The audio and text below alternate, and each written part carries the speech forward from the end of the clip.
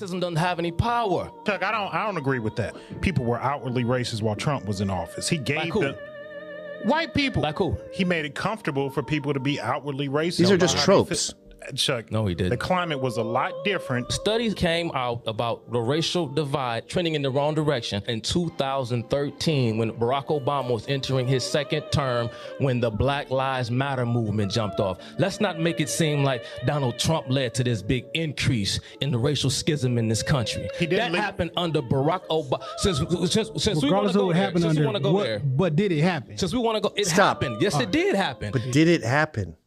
What?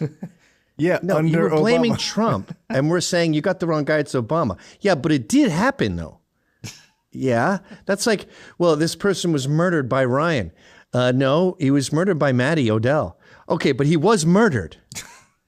Give me that. You almost sent the wrong guy to prison. We talk about one-way aggression. You allowed to be openly racist towards one particular group of people, and it's white people.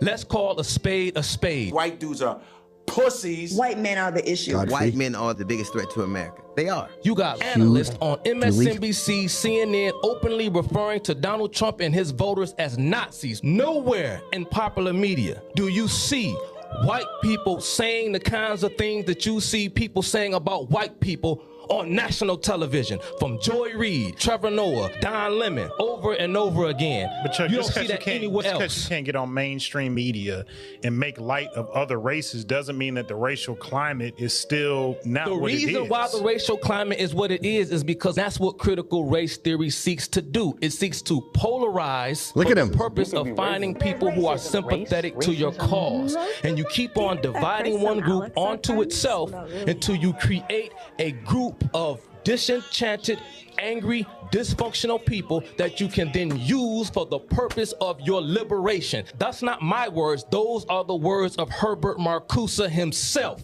Anybody talking about race in this country or talking about critical race theory and have never heard the writings or the words of Herbert Marcuse, you cannot sit at this table and talk because you don't know the theory, you don't know the science. Look, but like somebody never heard of them, but in their own eyes, they look out into the world and think, yo, that shit is fishy to me. I don't give a damn about what you go out in the world and see. A racial slur was spray painted on the front gate. Alexandria Ocasio-Cortez is dealing with a racist news found in the garage stall of Bubba Wallace. See, this is all about narrative weaving and storytelling because they play upon people's emotions and how they feel. If I go to a doctor and tell a man, I feel like I'm having a heart attack, the doctor is going to run a specific set of tests to get to what is actually happening.